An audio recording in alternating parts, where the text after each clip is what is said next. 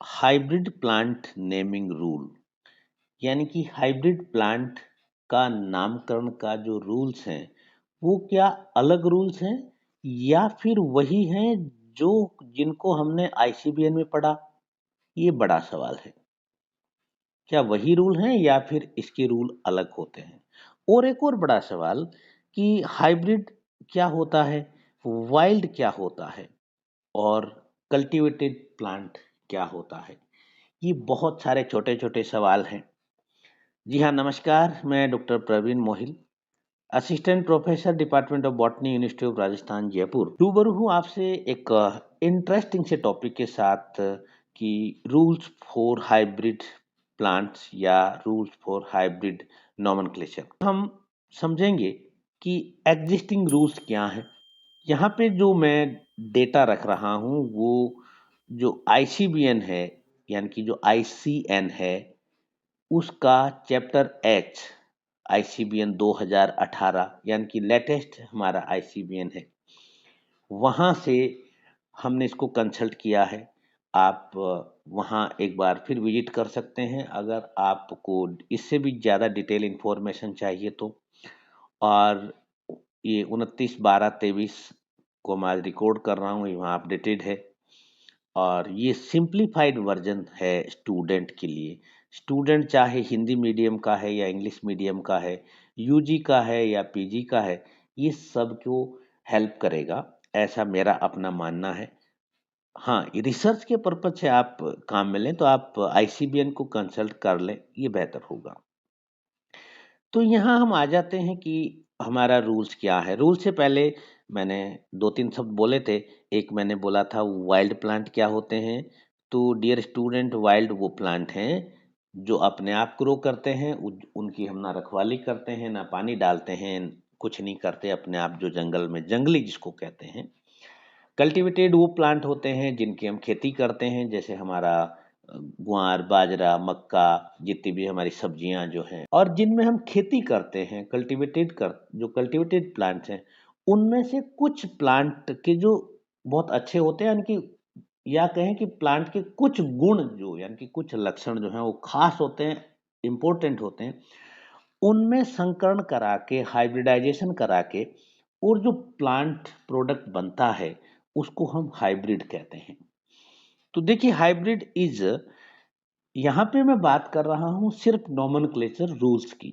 कितने प्रकार के हाइब्रिडाइजेशन है, कैसे होता है, क्या होता है, उसकी बात मैं यहाँ नहीं कर रहा हूँ। बीइंग ए टेक्सोनोमी पर्सन, हम यहाँ सिर्फ बात करेंगे कि हाइब्रिडाइजेशन के बाद जो प्रोडक्ट बनता है यानी कि हाइब्रिड बनता है, उसकी उसका जो नामकरण का जो नियम क्या है, सिर्फ इसकी हम बात करेंगे।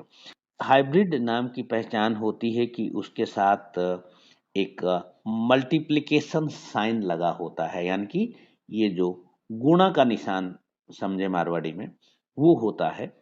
या फिर अगर ये नहीं है तो मिलेगा आपको उसके साथ नोथो शब्द मिलेगा, NOTH, और नोथो यहाँ मैंने या नोथो शब्द मिलेगा। ये इसकी पहला नियम है, मतलब कि या तो हम मल्टीप्लिकेशन साइन लगाएंगे या फिर नोथो लगाएंगे।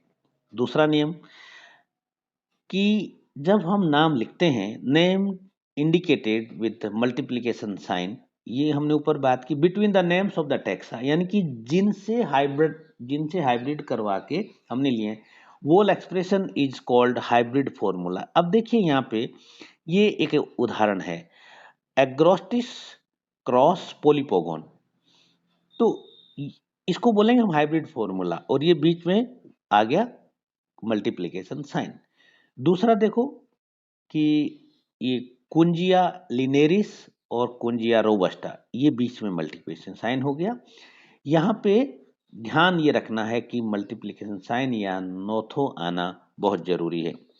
तीसरा रूल क्या कह रहा है, it is usually preferable to place the name और epithet in the formula in alphabetic, यानी कि दो, जैसे ऊपर हमने कहा ये दो हैं तो इसको या तो अल्फाबेटिक ऑर्डर में लिखेंगे, यानी कि जो पहला है वो, या फिर डायरेक्शन ऑफ ए क्रॉस में बी इंडिकेटेड, यानी कि हम ये बताना होगा कि जेंडर का भी हमें बताना पड़ेगा, यानी कि जैसे सपोज करो ये मेल है या फीमेल है, ये पता हो और ये मेल है फीमेल है ये पता हो, ये ध्यान रखना है।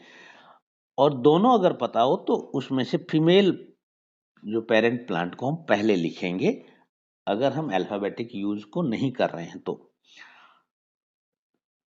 ये तीसरा नियम। अब अगला नियम आता है चौथा नियम। चौथा नियम कह रहा है कि the multiplication sign before the name of an intergeneric hybrid. Intergeneric यानी कि दो जेनेरा के बीच के हाइब्रिड होते हैं, और इंटर स्पेसिफिक हाइब्रिड यानी कि दो स्पीसीज के बीच के हाइब्रिड होते हैं, यानी कि दो स्पीसीज का हाइब्रिडाइजेशन करवा के बनते हैं, और इंटरजेनेरिक यानी कि दो जेनेरा के बीच में हाइब्रिडाइजेशन होता है। उस केस में परफिक्सिंग द टर्म नोथो एन भी, यानी कि जो नोथो का एब्रीविएशन होता है एन लगा सकते हैं, to the term denoting the rank of taxon, all such taxa are designated nothotaxon, यानी कि जितने भी टैक्स हैं वो कहलाते हैं नोथो टैक्सा। यहाँ पे देखिए एक एग्जाम्पल है, ये मल्टीप्लिकेशन साइन एग्रोपोगोन, ठीक है। दूसरा मैंथा और स्मिथियाना, ये दो उदाहरण मैंने यहाँ दिए हैं। अगला नियम बड़ा खूबसूरत सा है, बड़ा स्वीट है और बड़ा कंफ्यूजन देता है, याद रखना। Multiplication sign should be lower case letter, यानी कि इसको कैपिटल में नहीं लिखेंगे, लोअर केस लिखेंगे। दूसरा, इसको इटैलिक्स में नहीं करेंगे। मगर मगर जो स्पीसीज जिनके बीच में हाइब्रिडाइजेशन हुआ है, या दो जो जेनरा जिसके बीच हाइब्रिडाइज हुआ है, यानी कि जो पेरेंटल जेनेरिक और स्पेसिफिक नेम है वो इटैलिक्स में होंगे, यानी कि उन पर आईसीबीएन का रूल लागू होगा, ये याद रखना। कंपटीशन एग्जाम वाले बच्चे, यानी कि केवल जो मल्टीप्लिकेशन साइन है ये इटैलिक्स नहीं होगा, और ये लोअर केस यानी कि स्मॉल लेटर में होगा। बाकी के जो नाम हैं वो as it is rule follow होंगे, वहां पे गड़बड़ नहीं करनी। ओके, नेक्स्ट पॉइंट, हम आ गए छठे पॉइंट पे। छठा पॉइंट कह रहा है कि हाइब्रिड डेराइव्ड फ्रॉम फोर और मोर, या ये समझो कि चार से ज्यादा पेरेंट ने मिलकर एक हाइब्रिड बनाया है, तो उसका जो टर्मिनेशन है उसके आगे लगा देंगे एरा, यानी कि यहाँ पे नाम और नाम के साथ हम जोड़ देंगे एरा, ठीक है। और इसकी खास बात है कि 8 जो सिलेबल है इसमें, यानी कि जो स्वर हैं वो 8 से ज्यादा इसमें नहीं होना चाहिए, ये रूल है। Such a name is equivalent to a condense formula, और ये एरा लगाते ही क्या होगा, ये जो कंडेंस फॉर्मूला मैंने ऊपर बात की सेम वैसा ही बन गया। अब देखिए यहाँ पे एग्जांपल देखो आप, बड़ा इंटरेस्टिंग एग्जांपल है भाई। बेलारा यानी कि ब्रेसिका, कॉक्सिलियोडा, मिल्टोनिया एंड ओडोंटोग्लोसम, यानी कि 4 पेरेंट से मिलके ये हाइब्रिड बना बेलारा। इसके आगे क्या लगा दिया, ARA, ठीक है। और ये BEAL ये इसका नाम है। तो ये भी एक इम्पोर्टेंट रूल है, इसको याद रखिएगा अगर आप कंपटीशन में जाते हैं तो। आपको ध्यान ये रखना है कि जो ये जो चैप्टर H है आईसीबीएन का, आईसीबीएन अभी का जो लेटेस्ट वाला, उसको पढ़ लेना अगर ज़्यादा जानकारी चाहिए तो। और उसमें उस चैप्टर का नाम है नेम ऑफ हाइब्रिड्स, को पढ़ना है। और फिर एक टॉपिक बहुत इंपॉर्टेंट है, अगर आप किसी भी सब्जेक्ट में, चाहे बायोटेक हो टैक्सोनॉमी हो, हाउ टू हाइब्रिडाइज प्लांट, इसके बारे में भी जान लेना।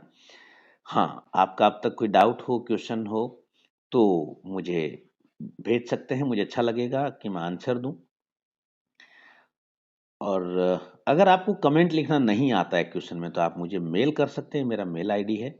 और अगर हाँ वीडियो आपको अच्छा लगा हो तो प्लीज़ लाइक कीजिएगा, शेयर कीजिएगा, और ऐसे ही अगले वीडियो के लिए चैनल को सब्सक्राइब कर लीजिएगा। Thank you very much.